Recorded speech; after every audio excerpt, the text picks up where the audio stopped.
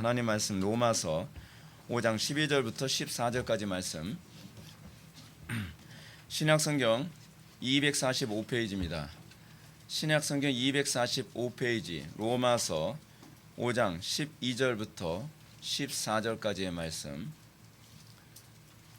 신약성경 245페이지 찾으셨으면 제가 봉독하겠습니다.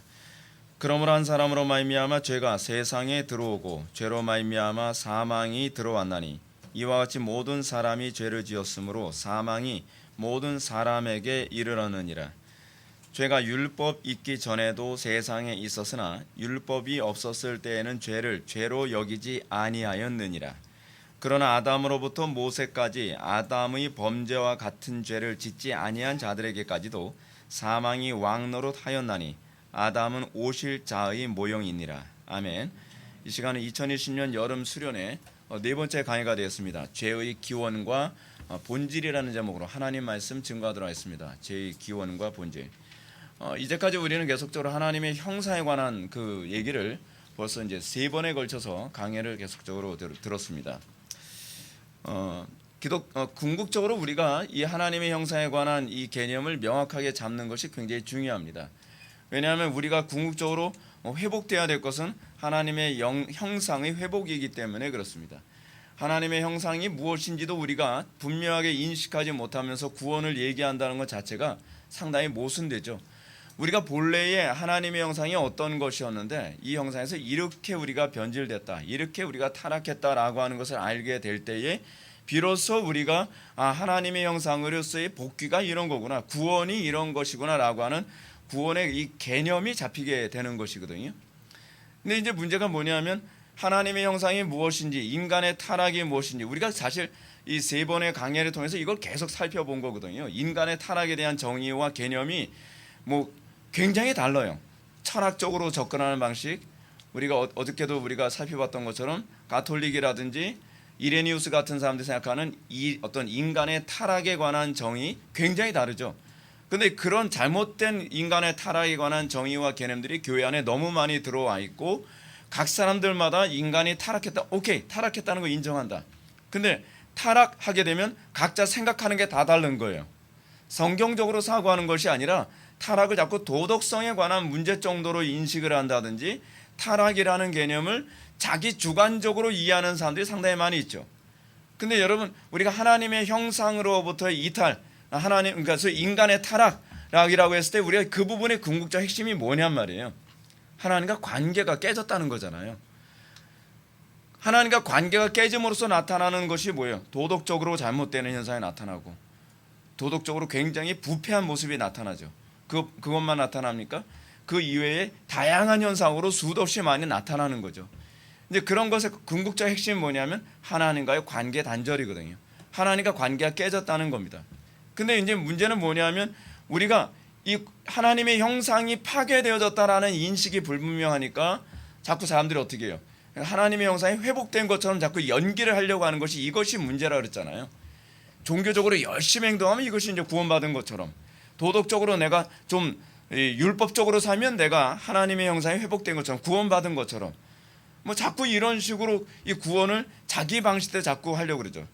근데 근본적으로 문제가 뭐냐면 영생이 없잖아요. 하나님의 생명이 그 속에 없잖아요.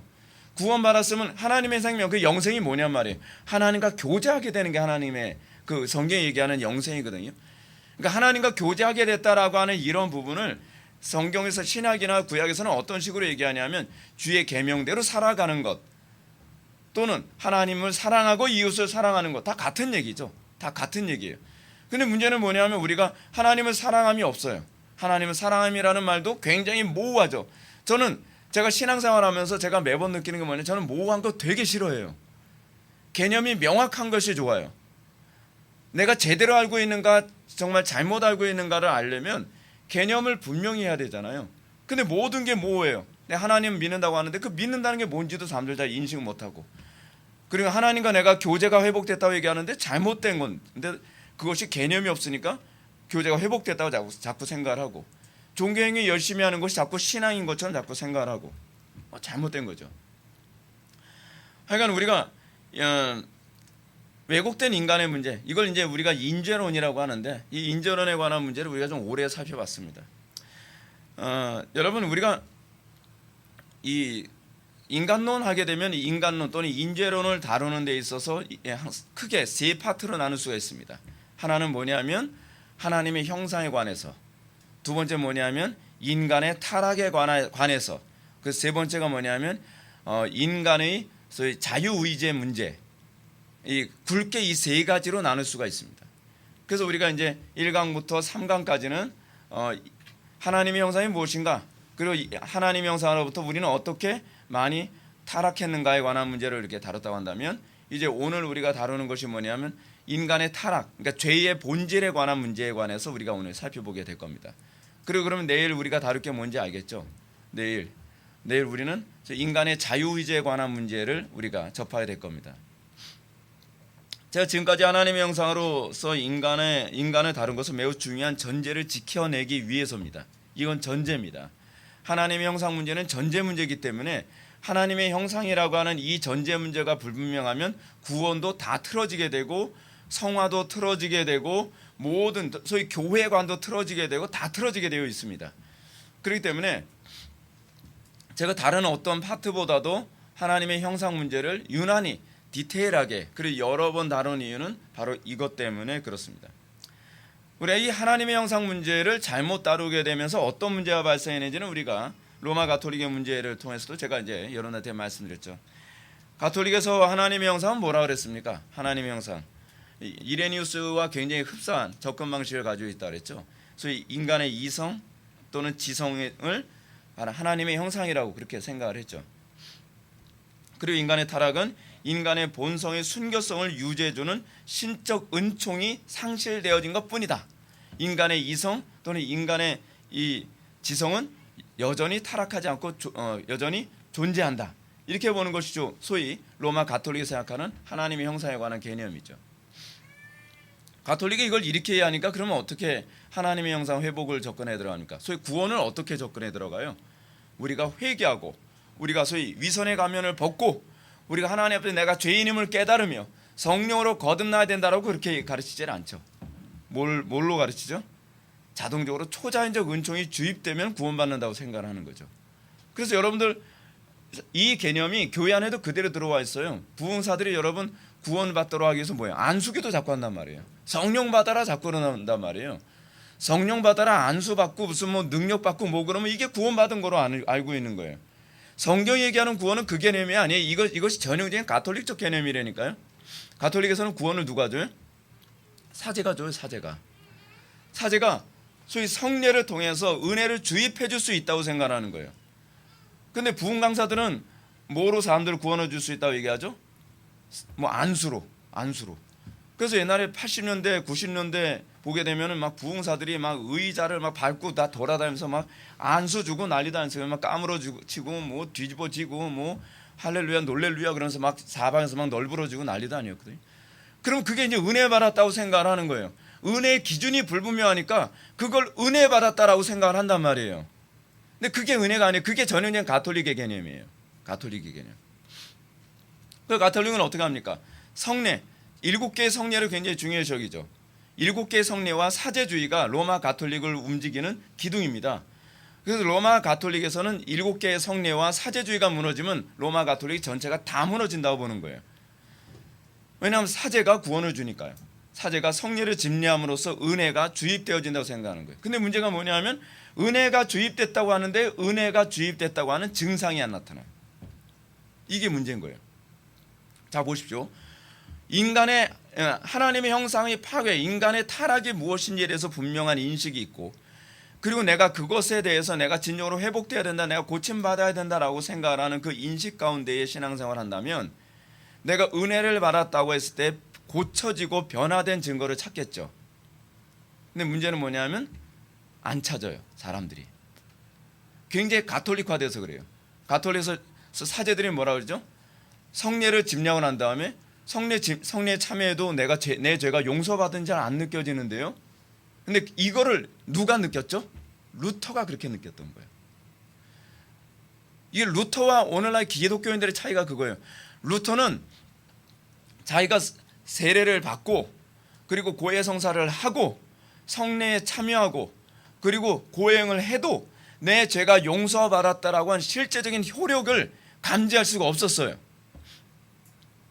그러면 이제 사제들이 뭐라고 얘기했냐면 루터한테 그거는 느끼는 게 아니야. 그냥 용서받았다고 믿으면 되는 거야 라고 얘기했단 말이에요. 근데 루터는 이게 용납이 안 되는 거예요. 내가 진정으로 죄 용서를 받았다고 한다면 내가 죄로부터 자유로워진 그 부분이 있어야 되는데 나에겐 그게 전혀 느껴지지 않는다는 거예요. 그러니까 주변에서 계속 푸시를 놓는 거죠. 다른 사제들이요.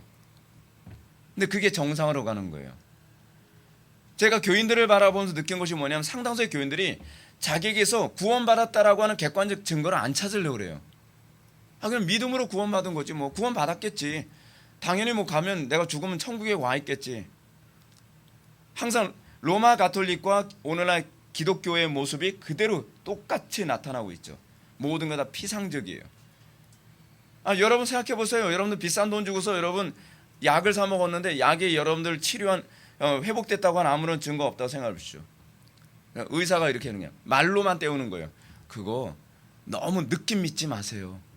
통증이 굉장히 심한데요. 느낌 믿지 마세요. 잘 돼가고 있는 거예요. 한 달 전보다 통증이 더 심해졌는데요. 괜찮은 거예요. 잘 돼가고 있는 거예요. 그거 굉장히 위험한 거거든요.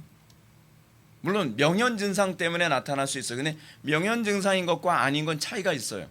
진짜 제대로 된 의사 선생님은 명현 증상 때문에 나타난 것과 아닌 것 그 차이를 얘기해 주죠. 저도 목회하면서 그거에 대해서 굉장히 예민해요. 한 사람이 죄 문제 때문에 실제로 이게 극복되기 위해서 나타나는 소위 영적인 명현 현상인지 아니면 더 심각해져 가는지 그 차이가 있거든요. 달라요, 달라. 근데 그거를 대부분 교인들이 잘 구분을 잘 못해요. 여러분들이 진정으로 진리에 관심이 있고 여러분들이 진정으로 내가 전적으로 타락한 존재라는 것에 대한 인식을 가지고 여러분들이 예수를 믿게 되어진다면 여러분들이 매번 공적 예배를 통해서 내가 정말 변화되어지고 치유되고 있는 회복되고 있는 증거를 찾게 될 겁니다.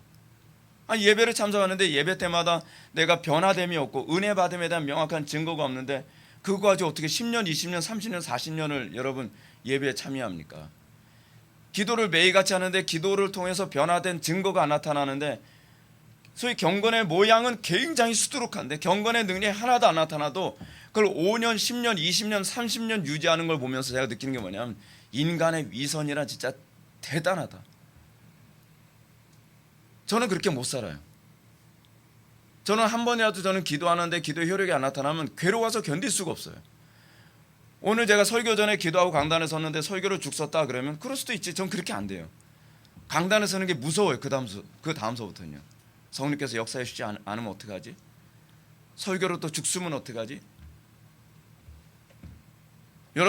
여러분들이 경건의 모양으로 만족하지 마십시오. 그게 하나님께서 가장 혐오스러워 하시는 것이고 경건의 모양으로 만족해하는 사람들을 예수님께서 뭐라 하냐면 배나 지옥 자식 됐다고 얘기하는 겁니다.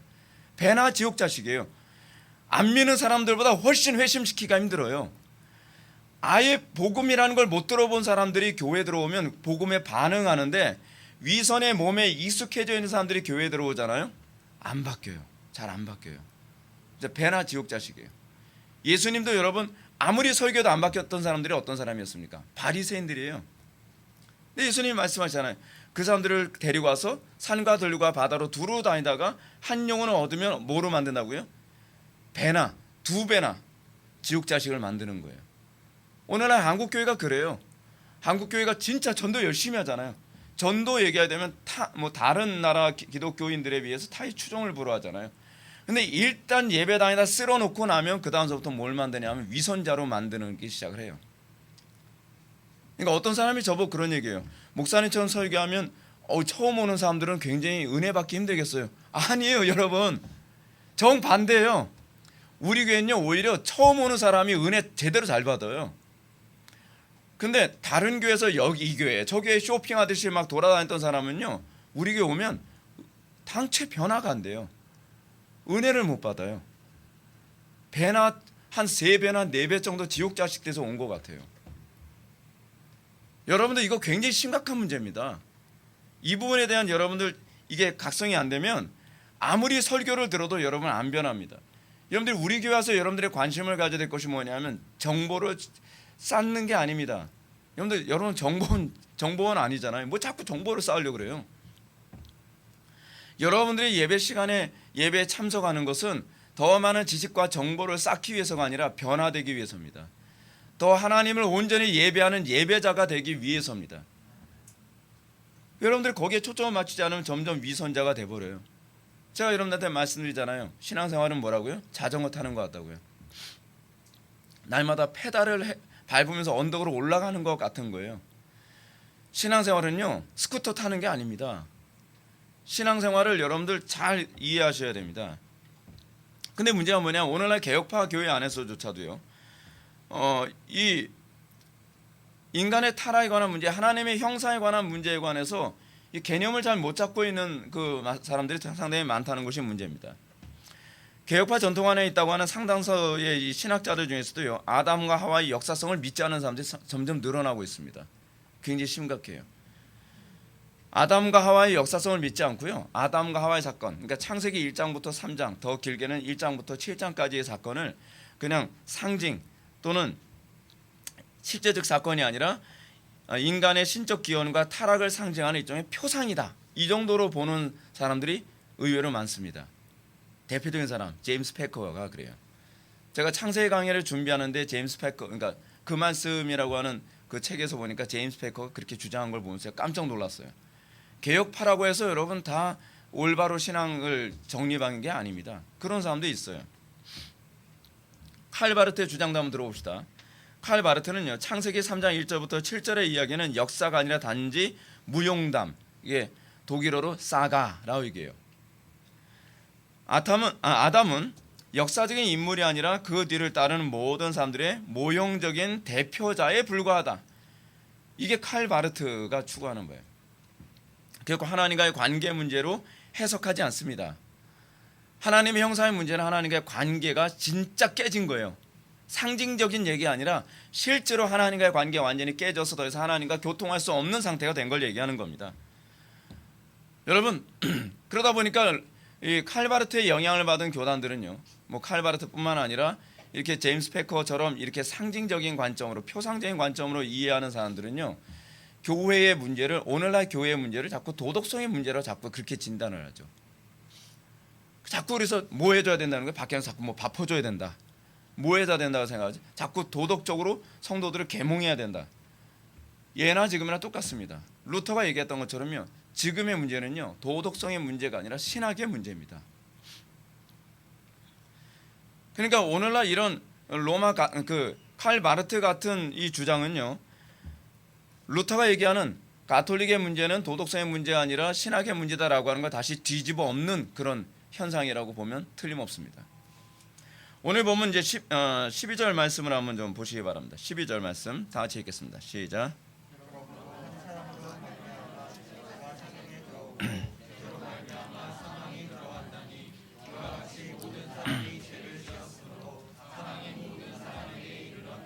아멘. 바울은 한 사람으로 말미암아 죄가 세상에 들어왔다라고 이렇게 얘기하고 있습니다. 인간의 타락은요, 역사적 사건이었다라고 하는 걸 사도 바울도 그대로 얘기해주고 있습니다.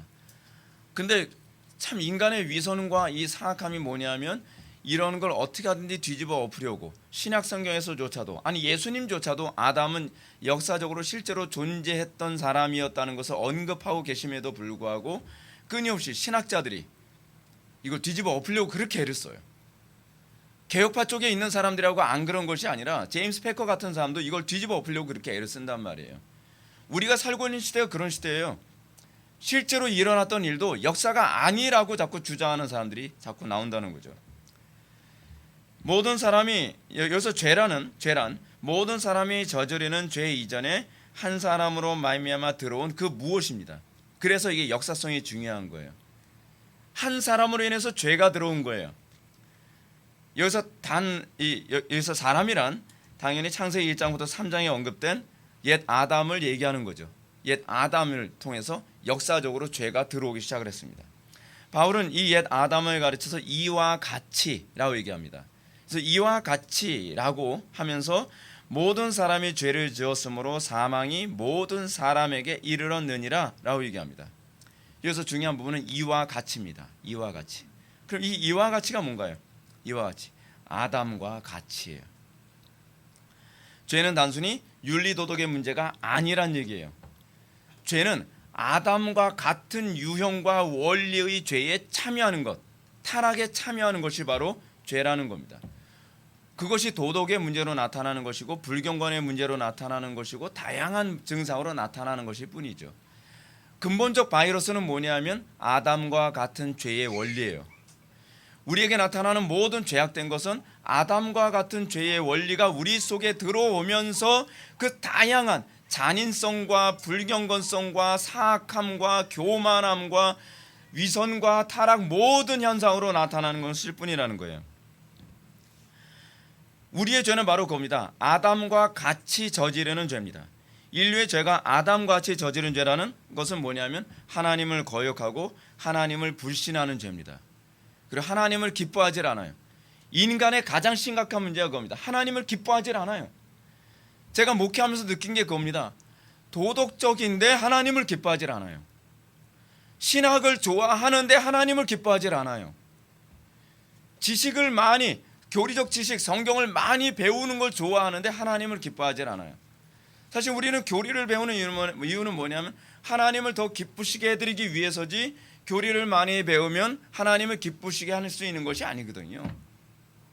이게 주객이 전도된 거예요. 우리에게 나타나는 소위 오리지널 신, 원죄의 문제는 뭐냐면 근본적으로 하나님을 기뻐하지 아니하고 하나님을 사랑하지 않고 하나님의 영광 위해서 살고자 하는 마음이 없으며 하나님과 교제하고픈 마음이 없다는 거예요. 이것이 오늘날 교회의 가장 심각한 문제예요. 교회 열심히 다니는 게 중요한 게 아니에요. 헌금 많이 하는 게 중요한 것이 아니고, 교회에서 봉사 많이 하는 게 중요한 것이 아니고, 신학적 교리적 지식을 많이 쌓는 게 중요한 것이 아니라, 근본적으로 우리의 이 모든 것들이 하나님을 기뻐하고 하나님과 교제하고 하나님과 사랑하는 관계를 갖는데 초점이 맞춰져야 한다는 것이죠. 근데 우리는 그렇지 않잖아요. 우리는 신앙생활하면서도, 우리는 기도생활하면서도, 우리는 찬양하면서도, 우리는 예배하면서도 각자 자기소개에 오는 대로 내가 기뻐하는 방식으로, 내가 원하는 방식으로, 내가 즐거워하는 방식으로 여러분 종교생활하기 원하지 않나요? 아니, 내 스타일이 안 맞아. 김 목사는 내 스타일이 아니야. 아니, 무슨 누구 스타일이 어디 있나요? 제가 강남 스타일로 할까요 그럼? 이 사람들이 뭔가 착각을 하고 있어요. 근데 여러분, 지금 제가 말씀드리는 이 얘기가요, 어디에 나오는 얘기인지 아세요? 무덤 파괴 작전이라고 하는 그 프리메이슨인지 일루미나티인지 그 사람들이 서로 주고받은 문서에 나오는 얘기예요. 기독교가 왜 무너지고 있느냐, 기독교가 어떻게 타락하느냐, 그래서 기독교를 타락시키는 방식은 사람들의 취향에 맞게 예배하도록 만드는 것이다 라고 그 사람들이 그렇게 얘기해요. 그러면서 거기에 사파가 하나 있는데요, 사파에 이런 얘기가 나오는 거예요. 남편이 소파에 앉아서 뭘 보고 있습니다. 그 아내가 뒤에서 남편에 얘기합니다. 여보, 돌아오는 주일날에는 어떤 교회를 갈까? 고전적으로 예배하는 스타일의 교회를 갈까? 현대식으로 예배하는 스타일로 갈까? 아니면 퓨전으로 갈까? 그러니까 남편이, 나는 요번에 좀 고전적이고 좀 전통적인 교회를 갔으면 좋겠어. 오케이, 그럼 요번에 그렇게 가보지 뭐. 그게 교회가 타락하고 있는 거라고 하는 걸 그 사람들이 정확하게 지적해내요. 우리만 몰라요. 우리만. 사람들이 왜 교회를 자꾸 쇼핑하듯이 돌아다니죠? 이 교회 저 교회 왜 찾아다니죠? 내 스타일에 맞는 교회를 찾아다니는 거예요. 아니요, 여러분들이 하나님께 맞추는 것이지 나에게 맞는 스타일이 없어요. 여러분들에게 맞는 스타일이라고 했을 때는요, 여러분들을 숭배해달라고 요구하는 것뿐입니다. 사랑하는 성도 여러분, 우리는 이 말씀을 통해서 왜 성경이 죄 문제를 해결하기 위해 결단이나 수양을 요구하지 않는지 알 수 있을 것입니다. 성경 우리에게 결단을 요구하지 않습니다. 성경은 우리에게 수양을 요구하지 않습니다. 지난 여러 번의 강의에서 말씀드렸던 것처럼 세상 철학이나 이방 종교들은 하나 없이 뭘 얘기하냐면 구원을 받기 위해서 수양해야 된다, 결단해야 된다, 교육을 많이 받아야 된다, 그렇게 얘기하죠. 그렇죠? 죄 문제를 교육의 문제 또는 지식의 문제로 본 사람들을 뭐라고 얘기하냐면, 어려운 용어는 이제 교회사에서 나오는 얘기인데 주지주의자들이라고 얘기해요. 주지주의자. 소위 지식이 사람들에게 구원을 줄 수 있다. 그래서 교회 안에 주지주의자들이 많아요. 저희 교회에도 주지주의자들이 굉장히 많이 왔다 갔다 합니다. 자기가 안 변하면 계속 서점에서 새로운 책을 계속 사서 봐요. 계속 오웬의 책도 읽어보고, 뭐 버년의 책도 읽어보고, 그 청교도들 책들 싸그리 막 사다 읽어보고. 그래서 목사님 아무리 공부해도 잘 안 되는데 안 되는데. 아니, 제가 그런 분들한테 이렇게 얘기하고 싶어요. 책 아예 다 읽지 마시고 그냥 하나씩만 순종해 보세요. 하나씩만, 이를 악물고 하나씩만 순종하면 그것을 통해서 아마 구원을 받을 거예요. 근데 항상 정보가 부족하다고 생각을 하는 거예요. 죄죽임을 안 봐서 그런가 봐요. 죄죽임을 또 읽고 또 읽고 또 읽고 안 변하더라고요. 죄 죽이는 게 아니라 절 죽이는 것 같아요. 제가 피가 바짝바짝 말라가요. 그리고 이 구원의 문제를 의지의 문제라고 생각하는 사람은 자꾸 뭐예요? 수련을 쌓으려고 하죠. 막 훈련을 많이 하려고 하죠. 그걸 뭐라 하냐면 소위 의주의라고 얘기해요. 의지가 사람을 구원할 수 있다라고 생각하는 거죠. 또 여러분 성선설의 입장이 있든지 성학설의 입장이 있든지 여러분 이 솔루션이 똑같아요. 구원을 위해서 인간은 전적으로 태어날 때부터 선해 악해 이런 입장에 대두적인 반대적인 입장을 가지고 있는데도 불구하고 자기의 구원의 문제를 해결하기 위해서는 뭐 해야 돼요? 교육과 훈련을 통해서 구원을 받을 수 있다고 생각하는 건 똑같아요. 기독교 이외의 다른 모든 종교들은요 항상 지식과 훈련을 통해서 구원받을 수 있다고 생각을 해요. 그러니까 자력 구원이 아니다. 오로지 구원은 외부로부터만 온다라고 주장하는 종교는요 기독교밖에 없어요. 기독교 이외의 다른 모든 종교들과 철학은요 훈련, 교육을 통해서 구원을 받는다고 생각을 하는 거예요. 그러니까 교회 안에서 교리를 가르치면 지식으로 구원을 받는다고 자꾸 착각을 하는 거예요. 아니에요. 지식을 통해서 구원받는 거 아닙니다. 다시 말씀드리지만 성경은 죄 문제를요 의지나 지식 또는 교육의 문제로 가르치지 않습니다. 교육 아무리 많이 받아도 여러분 안 변합니다. 물론 성경에서 죄 문제와 관련해서 인간의 의지와 지식을 부정한다는 것은 아닙니다. 제가 지난 시간에도 말씀드렸던 것처럼 그 의지와 지식에 관한 문제는 그리스도로부터 나올 때라야만 비로소 효력을 발생해요. 중요한 건 우리의 의지나 지식은요 본질이 아닙니다. 죄의 문제의 본질은 하나님과의 관계 문제이고요. 그리고 이 하나님과의 관계의 문제를 루터는 어디서 찾았냐 하면 칭의, 신분의 문제에서 찾았어요. 신분의 문제. 정말 성령께서 인도하신 탁월한 접근입니다. 왜 인간이 이 모양이 돼버렸는가? 왜 인간이 하나님 앞에서 철저히 파괴된 관계가 단절된 존재가 됐는가? 그건 신분 문제라는 거예요. 신분 문제. 하나님과의 관계가 깨진 것은 죄인의 신분 때문에 인간의 의지와 관계없이 이게 하나님과 관계가 안 맺어지는 거라는 거죠. 인간이 죄를 저지르는 것은요 죄인 신분 때문이지 죄를 저질렀기 때문에 죄인이 된 게 아니라는 거예요. 여러분 바울은 이 사실을 이렇게 얘기하죠. 너희가 본래 죄의 종이었더니 라고 얘기하고 있습니다. 본래 죄의 종이었어요.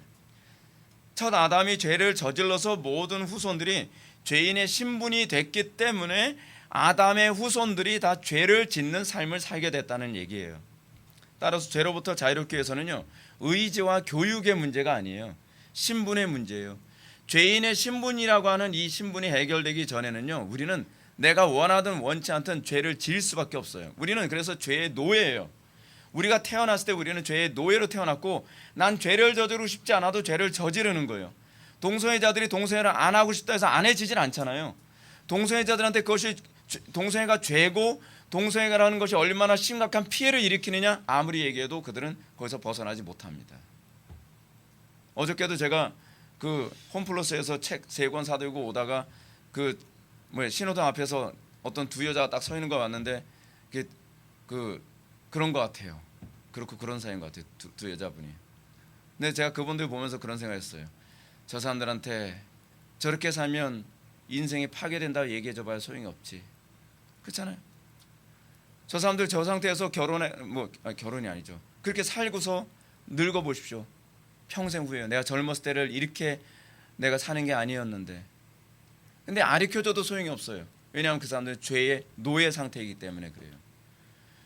문제는 신분의 문제예요. 신분의 문제. 여러분 한번 생각해 봅시다. 어떤 사람이 노비의 신분으로 태어났습니다. 노비의 신분으로 태어난 사람이 어떻게 살까요? 그가 아무리 똑똑하고 아무리 의지가 강해도 그는 노비로 살 수밖에 없어요. 왜냐하면 신분이 노비니까요. 아무리 공부 열심히 해도 노비예요. 어디 노비가. 아무리 양반처럼 행동해도 노비예요. 어디 노비가. 그렇잖아요. 이 사람이 노비로 살 수밖에 없는 것은 지식이 부족해서가 아니고요. 의지가 부족해서가 아니에요. 신분 자체가 노비이기 때문에 그렇습니다. 따라서 바울이 이와 같이 모든 사람이 죄를 지었으므로 사망이 모든 사람에게 이르렀느니라 라고 할 때 모든 사람이 죄를 지었다라는 말은요, 구체적이고 개별적인 자범죄를 지칭하는 얘기가 아니에요. 이 본문에서 얘기하는 문맥적으로요. 첫사람 아담의 죄로 말미암아 인류 전체는 자기의 의지와 관계없이 하나님을 적대시하고 불신하는 본성이 들어왔다는 거예요. 여러분, 칭의는 뭔지 아십니까? 하나님과 이제는 교제할 수 있는 신분으로 바뀌었다는 얘기예요. 칭의 자체가 여러분 이 도덕성을 가져다 주는 것은 아니지만 칭의를 통해서 우리가 하나님과 교제할 수 있는 어떤 신분적 관계의 변화가 생겼다는 걸 의미하는 거거든요. 본성은 이런 본성, 그러니까 우리가 하나님을 적대시하는 이런 본성은요, 아담과 같은 죄의 신분으로 태어났기 때문입니다. 다시 말해서 원죄 때문이라는 거예요. 그리고 그 죄로 말미암아 사망이 모든 사람에게 이르렀느니라 라고 얘기하는 거죠. 우리가 칭의되기 전에는 우리는 나의 죄에 대한 죄책감 때문에 우리는 하나님께 나아갈 수도 없어요. 루터가 느꼈던 고민이 그거였잖아요. 자기가 아무리 자기 자신의 몸을 학대하고 죄에 대한 대가를 스스로 치르려 해도 하나님께 나아가기에는 하나님이 너무 두렵더라는 거예요. 하나님께서 나를 죄인으로 보고 있다는 걸, 이거를 도무지 외면할 수가 없다는 거예요.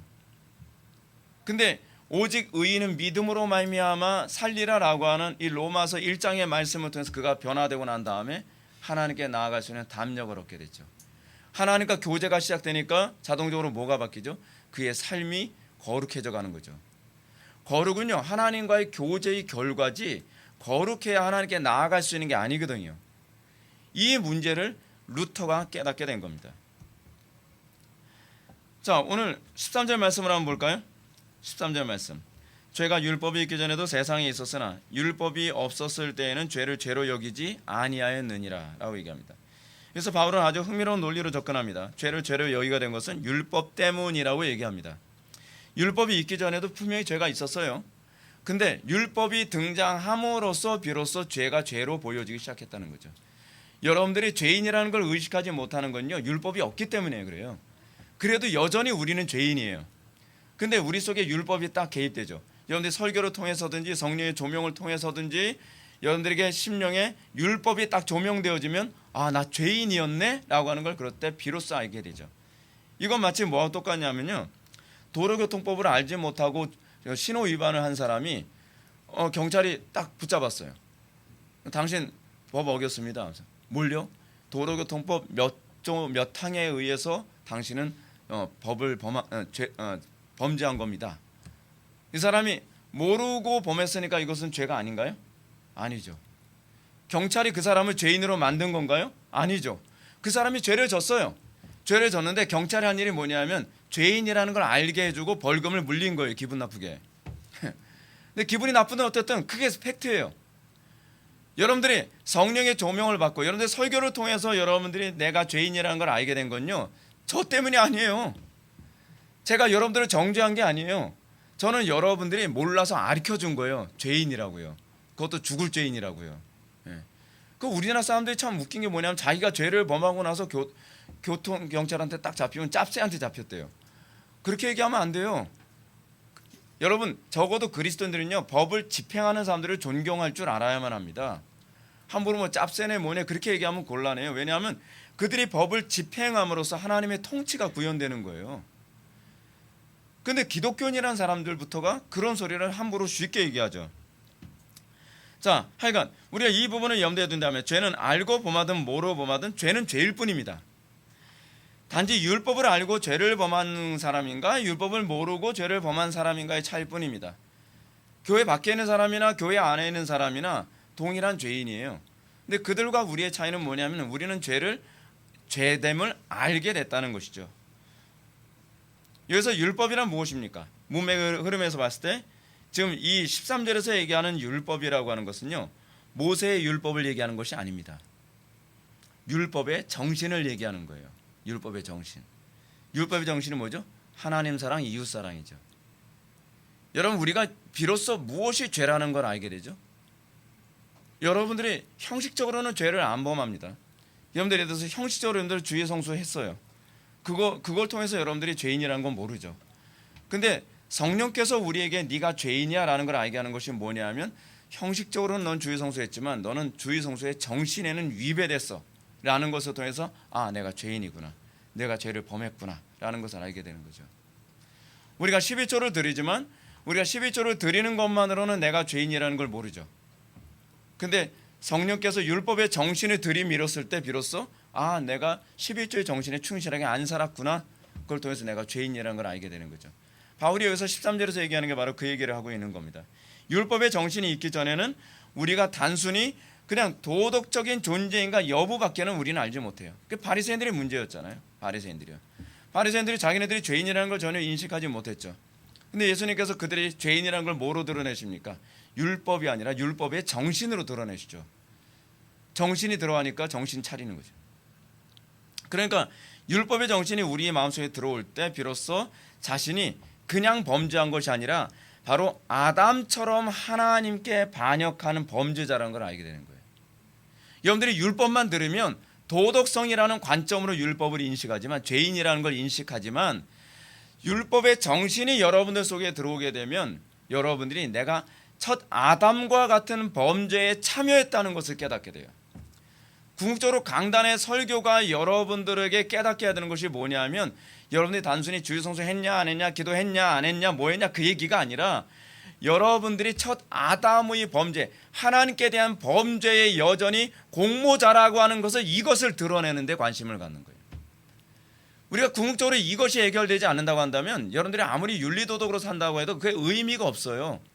여러분들은 여전히 옛 아담의 범죄 안에 가담하고 있는 거거든요.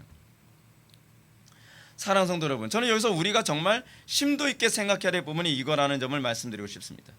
우리가 비록 오래 예수를 믿고 교리를 많이 알고 율법을 잘 안다 할지라도 우리는 여전히 옛 아담의 범죄의 공모자로 살아가고 있다는 겁니다. 우리 속에 그 죄성이 여전히 가득하다는 거죠. 궁극적으로 제가 목회를 하면서 여러분들에게 요구하는 것이 뭐냐면, 여러분들이 더 도덕적이라거나 더 율법적인 존재로 살아가는 게 아닙니다. 저는 여러분들이 우리 교회에서 신앙생활 하면서 여러분들이 옛 아담의 공모로부터 여러분들이 회개하고 이제는 하나님과 관계를 회복해서 하나님과 정말 친교의 관계 안에서 하나님을 사랑하고 이웃을 사랑하는 그 삶이 나오기를 바라는 겁니다. 여러분들이 이것을 여러분들이 알지 못한다고 한다면 여러분들이 도덕적으로 사는 거 아무 의미가 없고요, 종교생활 얼마나 잘했느냐 아무 의미가 없습니다.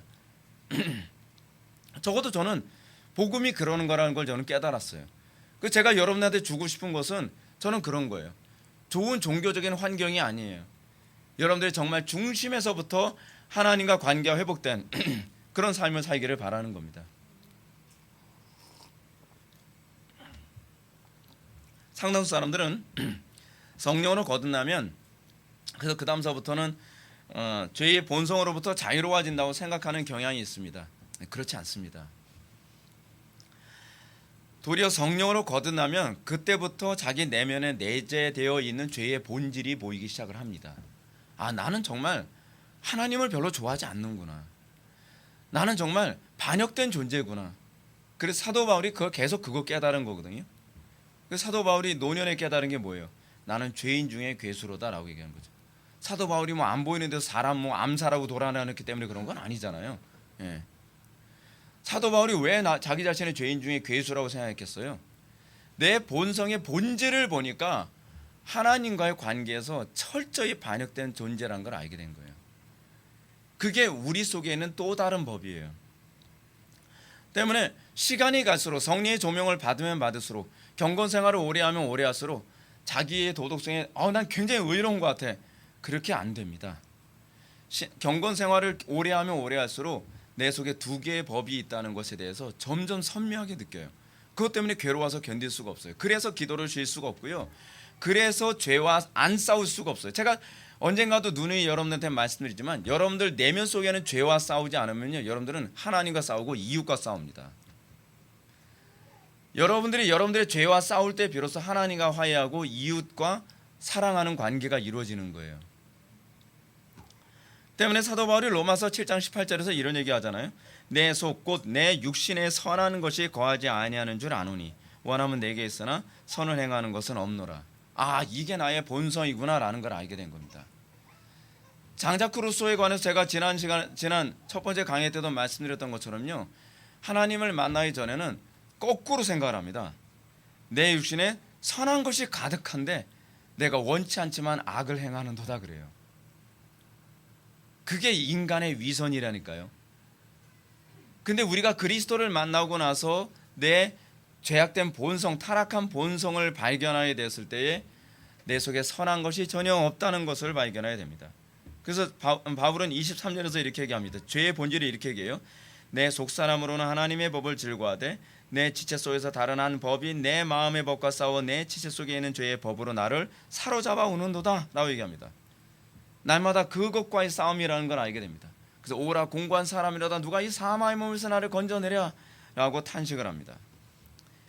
결코 자기의 의지로서는, 그리고 내가 아무리 지식을 많이 쌓는다 할지라도 내가 이 죄악된 본성으로부터 자유로울 수 없는 죄인이구나 라는 것을 자각하게 된다는 겁니다. 사랑하는 성도 여러분, 여러분들에게 이런 탄식이 있습니까? 여러분들에게 이 탄식이 있느냐 없느냐는 뭐로 알 수 있냐면 여러분들이 정말 경건에 생명을 거느냐로 알 수 있습니다. 이 탄식이 진짜 없는 사람들은 어떠냐면요, 경건의 효력에 관심이 없어요. 기도를 하는데 이 기도가 어떤 효력을 준다는 것에 대해서 별로 기대하지 않아요. 왜냐하면 그 효력에 관심이 없으니까. 기도를 해서 정말 이 죄성이 제어되는 것, 그래서 내가 기도를 했는데 내 죄성이 전혀 제어되지 않으면 도대체 문제가 뭘까? 제가 신앙생활하면서 제가 겪었던 제 삶의 방식이 그거예요. 저는 여전히 추적이거든요. 제가 경건 생활하는데 경건의 능력이 안 나타나면 그 다음서부터는 왜 안 나타나지? 저는 경건의 능력이 나타나는 게 너무 잘 믿어지니까 경건의 능력이 안 나타난다면 그 다음서부터 고민하는 거예요. 내가 뭘 잘못하고 있는 거지? 내가 성경적으로 뭐 잘못하고 있는 것인가? 내가 위선적으로 기도 생활하나? 내가 잘못 예배를 하나? 이런 거 하나하나를 꼼꼼하게 추적해 들어가기 시작해요. 그래서 제가 여러분들이 어떻게 생각하는지 잘 알아요. 그래서 제가 설교할 때 여러분들 속에 들여다보는 것처럼 제가 말씀드릴 수 있는 게 뭐냐면 그게 내 속에 다 있거든요. 그래서 이런 부분이 조금이라도 틀어지게 되면 경건의 능력이 안 나타나요. 기도 생활을 조금이라도 대충 하게 되면 마음이 강팍해져요. 그래서 제가 여러분한테 저도 참 지구력이 대단하지 않나요? 17년, 18년 동안 계속 이 소리를 계속하는 거예요. 기도 생활 대충 하지 마세요. 예배 대충 하지 마세요. 그게 왜냐하면 제 속에서 일어나는 일들이기 때문에 그래요. 근데 이런 부분에 대해서 인식이 없는 사람은 그냥 아무리 얘기해도 주여 기도 그렇게 하고서도 그냥 홀가분한 마음으로 집으로 돌아가요. 예배 시간에 경건의 능력에 아무런 은혜를 받지 못해도 또 예배하러 또 와요. 또 기도하러 또 와요. 또 경건 생활한다고 또 그래요. 제가 보면서 대단하다 저 사람들. 어떻게 저런 생활을 1년, 2년, 5년, 10년, 20년, 30년을 계속 유지할까? 인간의 위선이란 진짜 경악스러울 정도입니다. 예. 여러분, 그리고 제가 여러분한테 또 말씀드리고 싶은 게 이겁니다. 여러분들 속에 이런 탄식이 있습니까? 그것 때문에 너무 낙심하지 마십시오. 괴로워해야 되는 건 사실인데요, 낙심하지 마십시오. 왠지 아십니까? 이 탄식이 없는 게 진짜 위험한 거기 때문에 그렇습니다. 감사해야 될 일입니다. 이걸 못 느껴서 문제인 거예요. 못 느껴서요. 여러분들 이 탄식이 여러분들에게 심령을 가난하게 만들고 의에 줄이고 목마르게 만들고 여러분들의 예배가 신령과 진정으로 예배하게 만드는 원동력으로 작용하고요. 여러분들의 기도가 정말 진심 어린, 정말 야곱처럼 씨름하는 기도가 되게 만드는 원동력은 이 탄식입니다. 문제는 한국교회 교인들에게 이 탄식이 없기 때문에 아무리 경건의 중요한 원리를 가르쳐줘도 절대로 활용을 못한다는 게 문제입니다. 우리 속에 이 탄식이 있게 되면 내 육신에 선한 것이 거하지 아니하는 줄 아는 것이죠. 그때 우리는 어떻게 생각합니까? 주여 하나님만이 내 타락한 본성을 다스릴 수 있습니다. 하나님께 긍휼을 구하고 하나님을 더 의지하게 되는 거죠. 그래서 주님은 뭐라고 말씀하십니까?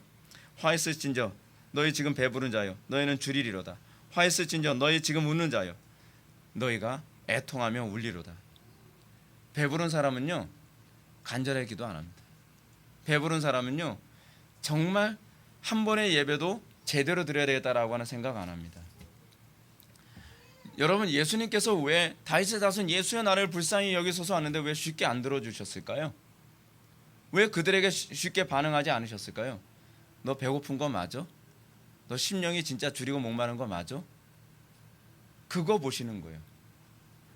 여러분 때로는 여러분들이 하나님께 매달리면서 기도한다고 하는데도 하나님께서 여러분들 잘 안 들어주신다고 괴로움 느낄 때 많이 있죠. 하나님께서 질문 던지시는 게 안 들리십니까? 너 진짜 내가 다 들어줄 거라고 믿어? 너 진짜 하나님만이 참된 그 구원자임을 믿어? 그리고 너 진짜 목마른 거 맞아? 너 진짜 줄인 거 맞아? 여러분 좀 배부른 사람은요 싫으면 말지. 내가 뭐 당신한테만 가나? 그렇게 돼버리는 거거든요. 누구만 진짜 끝까지 그리스도를 붙잡을 수 있는가? 진짜 목마른 사람입니다. 진짜 줄이고 목마른 사람만 아무리 그리스도께서 반응을 안 하셔도 매달리게 되는 겁니다. 어떤 사람이 여기서 복 있는 사람입니까? 심령이 줄이고 목마른 사람입니다.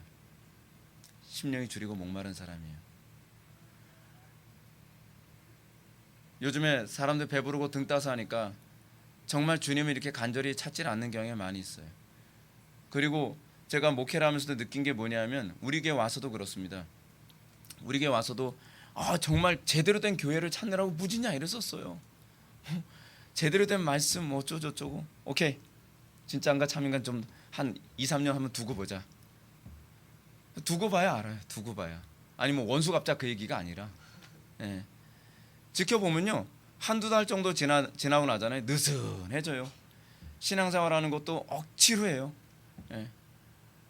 뭐 예배 태도도 그냥 형식적이에요. 기도에 대해서 제가 가르쳐주면 정말 귀찮아. 꼭 그렇게까지 기도해야 되나?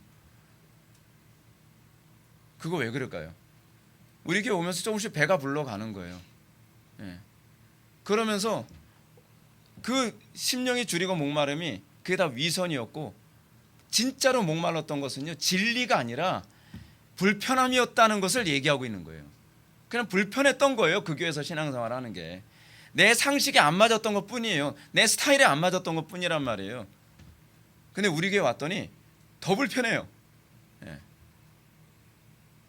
진리 때문에 목말랐던 게 아니었던 거예요. 그리스도 때문에 목말랐던 게 아니란 말이에요. 실제로 여러분 제가 비밀을 공개하겠습니다. 우리 교회 개척할 때 제가 우리 교회 시스템을 어디에다 염두에 두고 제가 개척을 시작했는지 아세요? 사람들이 제일 불편해할 수 있는 것이 무엇일까를 고민하면서 제가 그거로 제가 세팅을 했어요. 본성이 정말 사람들의 본성이 싫어할 거, 사람들이 정말 불편해할 거, 사람들이 정말 예수 아니면은 정말 다니고 싶지 않은 교회, 어떻게 하면 그런 교회를 만들어 볼까? 그 고민하면서 만든 겁니다. 그래서 제가 성경을 계속 뒤졌어요. 무엇이 정말 성경적이고 무엇이 정말 본성에 거슬리는 교회인가? 그러나 정말 그리스도를 사랑하는 사람들에겐 정말 좋은 교회가 과연 무엇일까? 그거거든요. 그렇기 때문에 여러분 바울이 이렇게 그리스도를 정말 필요로 하는 사람들 그리고 그런 사람들에게만 나타나는 것 오직 의인은 믿음에서 믿음에 이르게 한다라고 하는 것을 깨닫게 되는 것 그런 사람들만 이걸 깨닫게 돼요. 이런 사람들은 세월 지나갈수록 의지할 것뿐일세 아무 일을 만나도 예수 의지합니다가 가슴이 와닿죠. 처음에 조금 또 목마를 때만 주님 의지하는 것이 아니라 정말 나이가 들어갈수록 세월이 지나갈수록 내가 의지할 건 그리스도밖에 없구나. 여러분 이거 정말 공감하게 됩니까? 제가 5학년 일반대고 나니까요 정말 더 예수밖에 의지할 게 없더라고요. 주님 의지하지 않으면 소망이 없구나. 소망이 없구나. 때문에 로마서 7장 24절에서 사도 바울은 오라 나는 공고한 사람이로다 이 사망의 몸에서 나를 건져내랴 라고 했던 이 사도 바울의 탄식이 25절에서 이렇게 바뀝니다. 우리 주 예수 그리스도로 말미암아 하나님께 감사하리로다. 그런즉 내 자신이 마음으로는 하나님의 법을, 육신으로는 죄의 법을 섬기노라. 우리에게 이 고백이 있어야죠. 우리에게 이와 같은 방식으로 오늘 본문 14절은 동일한 논리로 죄의 문제를 진술합니다. 14절 말씀 다 같이 읽겠습니다. 14절 다 같이 읽겠습니다. 시작.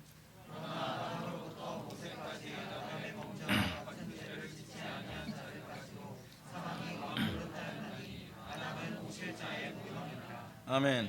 이제까지 언급했던 것처럼 죄의 본질은 윤리와 도덕의 문제가 아닙니다. 창조주 하나님께 대한 반역입니다. 하나님께 대한 원수됨입니다. 하나님과의 관계 단절입니다. 그 반역된 본성이 윤리와 도덕으로 나오는 것이고, 반역된 본성이 불경건으로 나오는 것이고, 반역된 본성이 사람들의 모든 관계를 다 깨뜨리는 모든 죄악으로, 철학으로, 사고로 다 이렇게 나오는 겁니다. 그러나 이런 죄의 본성을 자각하기 위해서 성령님에 의해 율법이 우리의 마음에 새겨지는 것이 우선되어야만 합니다. 율법이 우리의 마음에 새겨지는 것, 그 율법이 새겨진다는 것은요, 명문화된 율법이 새겨지는 것이 아니라 율법의 정신이 새겨지는 겁니다. 율법의 정신이 새겨졌을 때 우리가 비로소 자각하게 되는 것이 뭐냐 하면, 나 하나님과 원수 관계였구나. 난 하나님께 반역된 존재였구나. 내가 여전히 윤리도덕적으로 살고 있음에도 불구하고 그걸 발견하고 있는 거죠. 어떤가요? 내가 정말 하나님을 예배한다고 하는 예배 가운데서도 내가 얼마나 반역된 존재인가를 사도 바울은 알았어요. 내가 입술로는 예수 사랑해요라고 찬양을 하고 있는 그 가운데서도 내 속에 하나님께 반역되어진 자기의 본성을 발견하고 있는 거예요. 그 사도 바울이 그거를 깨달으면 깨달을수록 나는 정말 죄인 중에 괴수로구나. 내 육체에 선한 것이 전혀 없구나. 내 육체가 입으로는 하나님을 찬양한다고 얘기하는데 여전히 그 속에는 하나님께 대한 반역으로 가득한, 위선으로 가득한 존재가 바로 내 육신이구나라고 하는 걸 알게 되는 거죠. 그러니까 기도 안 하고선 배길 수가 없는 거죠. 그러니까 사도 바울이 쉬지 말고 기도하라라고 얘기하는 거죠. 육체에게 틈을 주지 말라라고 얘기를 하는 거죠. 사도 바울이 이걸 통해서 내가 죄의 노예로 살았다는 걸 알게 됐습니다. 그러나 이 놀라운 은혜가 주어지지 않은 사람들은 결코 자신 속에 죄의 본질이 보이지가 않습니다. 하나님과 원수 관계에 있는. 그래서 자꾸 이런 얘기합니다. 아니, 나 교회 생활 잘하고 있는데 왜 그래? 내가 헌금을 하나? 내가 주일 성수를 어디 빠진 적이 있나? 내가 뭐 요령 피면서 내가 교회 다녔나? 내가 잘못한 게 뭐라고 사람을 이렇게 들들 볶아? 근데 제가 얘기하는 게 그게 아니라니까요. 말귀를 제대로 알아들으셔야 돼요. 문제는 죄의 본질이 안 보이니까 여러분들은 뭐만 보이죠? 내 행위만 보이는 거예요. 죄의 본질이 안 보이는 사람은요, 내 눈 속에 들보, 하나님께 반역된 존재라고 하는 그 들보가 안 보이고요, 남의 눈 속에 있는 그 윤리적 행위, 그거 하나하나만 보이는 거예요. 이것이 반역된 인간에게 나타나는 특징이죠. 예수님께서 유대인들에 향해서 뭐라고 말씀하십니까? 진리를 알지니 진리가 너희를 자유롭게 하리라. 예수님께서 말씀하시니까 유대인들이 반응합니다. 우리가 아브라함의 자손이라 남의 종이 된 적이 없거늘 어찌하여 우리가 자유롭게 되리라 하느냐? 기분 나쁘다, 이 얘기죠. 이들은 율법을 배워서 지식적으로는 알고 있습니다. 그리고 율법 잘 지킵니다. 아주 지독하게 잘 지킵니다. 그런데 문제는 뭐냐면 이들은 죄의 본질을 모르고 있습니다. 본질, 다르게 하면 개념이죠. 우리에게 그게 있어야 돼요. 죄의 개념이 뭐지? 죄의 본질이 뭐지? 윤리도덕의 문제가 아니라니까요. 때문에 주님은 그들을 향해서 죄의 본질을 이렇게 말씀하시죠. 진실로 진실로 너희에게 이르노니 죄를 범하는 자마다 죄의 종이니라. 문제가 그거죠. 죄의 본질은 영적인 신분의 문제, 죄의 지배의 문제라고 얘기하고 있는 겁니다. 때문에 그들은 예수님의 말씀처럼 육신으로는 아브라함의 자손이지만 그들의 영적으로는 여전히 마귀의 자손이며 죄의 종이죠. 죄의 노예 상태에 있는 거죠. 죄의 본질을 알지 못하는 사람은 내 행위만 보는데 죄의 본질을 아는 사람은 내 속의 동기를 자꾸 들여다본다는 거예요. 내 속의 동기를 들여다보는데 우리가 위선적이 될 수가 없잖아요. 죄의 본질을 알지 못한 사람들은 유대인들처럼 예수 그리스도만이 자유를 주시는 유일한 분이라는 걸 알지 못해요. 그래서 종교통합운동이 일어나는 거예요. 죄의 자유? 그 수행하면 되는 거 아닌가? 난 가톨릭이 내 스타일에 딱 맞는 것 같아. 수행하고 그리고 많이 배우고 그러면 도덕적으로 살 수 있고 사회봉사 많이 하고 그죠? 그리고 교회에서 단체로 뭐 어디 가가지고서 막 밥 퍼주고 노숙자 뭐 해주고 그럼 자기가 막 천사가 된 것 같죠. 죄의 본질을 못 보고 있는 거죠. 만약에 그것이 죄의 문제가 그 문제라고 얘기한다면 굳이 예수님이 필요하지 않거든요. 그렇잖아요. 우리가 예수님이 필요하게 느껴지는 이유는 뭐냐면 죄의 본질이 하나님께 대한 반역이라는 걸 알기 때문에 그래요. 그럴 때 비로소 오직 예수 소리가 나오는 거예요. 솔루스 크리스투스라고 하는 얘기가 그래서 나오는 겁니다. 오로지 예수님만이 우리를 자유롭게 할 수 있죠. 그래서 예수님께서 그들을 향해서 이렇게 말씀하시죠. 아들이 너희를 자유롭게 하면 너희가 참으로 자유로우리라. 예수님만이 우리로 하여금 하나님과의 반역된 심령으로부터 자유롭게 할 수 있으니까요. 오늘 보면 14절을 통해서 죄의 본질에 대한 동일한 해법을 사도 바울이 가르칩니다. 그러나 아담으로부터 모세까지 아담의 범죄와 같은 죄를 짓지 아니한 자들에게까지도 사망이 왕노릇하였나니 아담은 오실자의 모형이니라. 첫 아담이 죄의 본질을 보여줬다면 마지막 아담은 뭐요? 마지막 아담이신 예수님은 죄로부터 자유함의 본질이 무엇인지를 보여주신 분이시죠. 그죠? 첫 아담은 모든 인류가 죄의 신분으로 죄의 종노릇하게 했다면 마지막 아담이신 예수 그리스도는 죄인된 인류를 자유롭게 해주시는 분이시죠. 첫 아담이 모든 인류에게 사망이 왕노릇하게 하게 했다면 마지막 아담이신 예수님은 그를 믿고 거듭난 사람들에게 생명으로 왕노릇하게 하신다고 하는 거죠. 이게 첫 아담과 마지막 아담의 대조죠. 사랑하는 성도 여러분, 인류의 비극은요 죄에서부터 시작됩니다. 그리고 죄의 본질은 하나님과 원수관계, 하나님과 단절된 관계, 하나님께 반역되어지는 것에서 인류의 모든 비극이 시작됩니다. 도덕성의 문제가 아니에요. 도덕성의 문제. 죄 지면서 행복하게 사는 사람들 많이 있어요. 그렇죠? 왜냐하면 이 본질의 문제가 안 보이기 때문에 그것이 행복이 사실 아니고요. 우리에게 있어 근본적인 문제는 하나님과의 관계 문제거든요. 죄가 세상에 들어오면서요 눈물과 파괴와 죽음이 왕노릇하게 됐습니다. 근데 인류는 끊임없이요 표면적으로 나타나는 문제만 차단을 하면 인류에게 이 비극은 없어질 거라고 생각을 하는 거죠. 결국 그런 거예요, 여러분. 요즘 가정이 뭐 파괴되고 뭐하고 하니까 주로 뭐 많이 나옵니까? 뭐 심리학에서 그런 얘기 하잖아요. 뭐 가정이 행복해지는 방법. 자꾸 방법론으로 나가요. 원리로 가지 않고 방법론으로 나가죠. 그래서 뭐예요? 뭐 집에 들어올 때 뭐 장미를 입에 물고 들어와라. 뭐 생일 잘 차려줘라.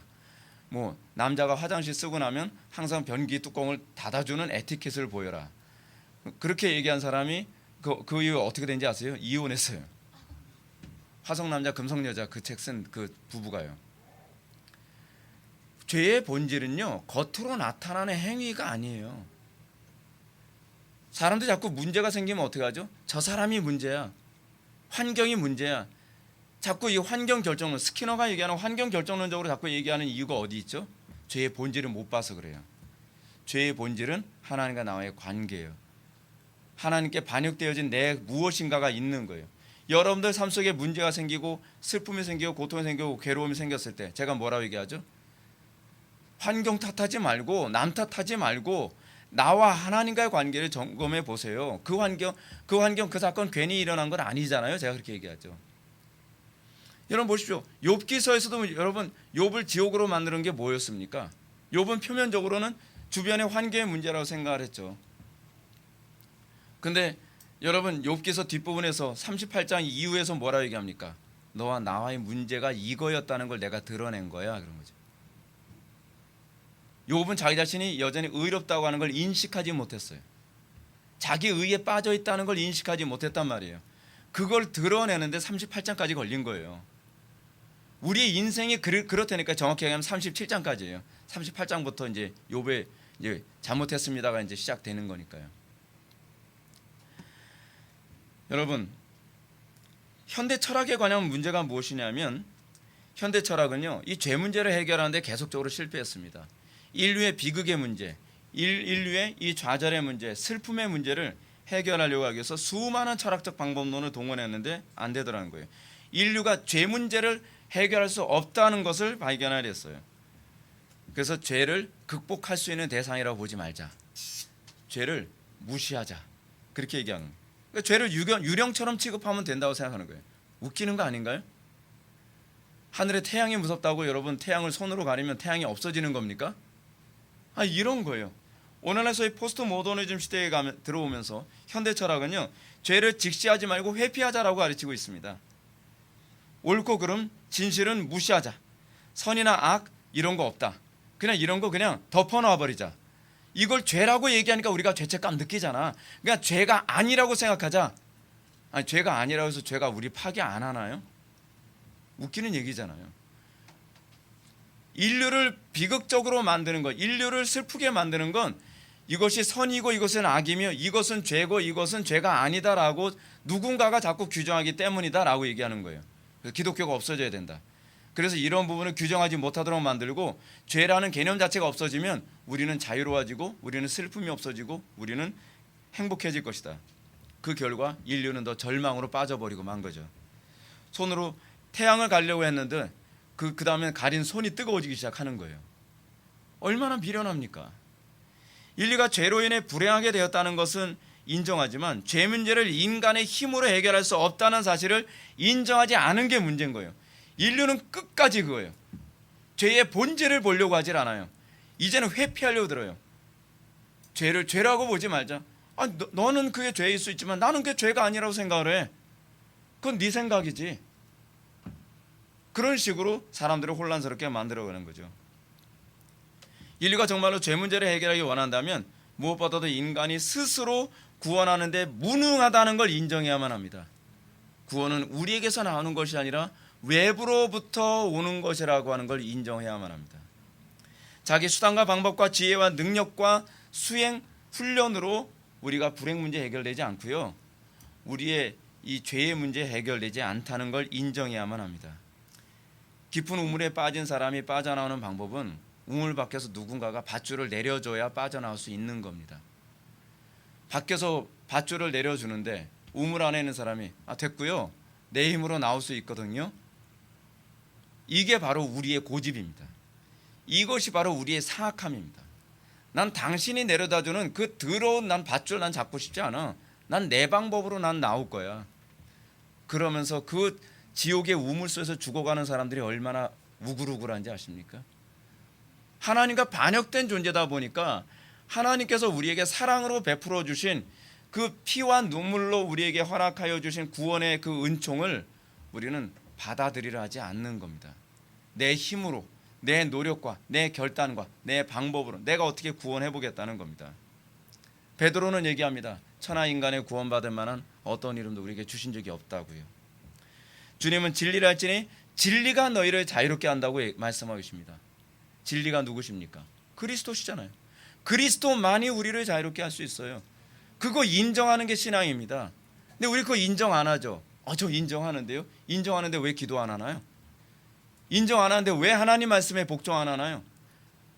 왜 인정한다고 하면서 왜 하나님과의 관계는 생각하지 않고 자기 이기심대로 살아가나요? 여러분 헷갈리십니까? 여러분들 관념이 여러분 어떻게 들어가고 있는지 아십니까?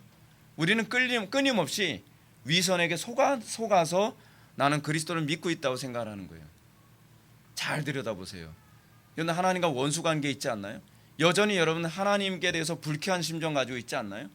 하나님의 말씀을 내 방식대로 섞어찌게 만들어서 내 편한 대로 예수 믿고 싶어 하지 않나요? 자존심을 어느 정도 지켜가면서 사람들 앞에서 내 위선의 가면을 어느 정도 써가면서 그러면서 여러분들 예수 믿고 싶지 않나요? 근데 그렇게 해서 예수 믿는 방법이 없어요. 하나님 앞에서 내가 어떤 존재인지를 우리가 철저히 깨닫고 그 가운데서 정말 벌거벗겨진 상태에서 내가 죄인입니다라고 하는 걸 인정하면서 그러면서 처절하게 십자가를 붙잡으면서 그러면서 비로소 죄의 본질로부터 자유롭게 되는 것입니다. 그러면서 비로소 영생을 소유하게 되는 것이고 그러면서 비로소 그리스도를 즐거워하고 하나님과 교제하는 것이 인생의 최고의 행복이라는 것을 깨닫게 되는 것입니다. 여러분들에게 이 놀라운 은혜가 항상 풍성하기를 주님의 이름으로 축원합니다.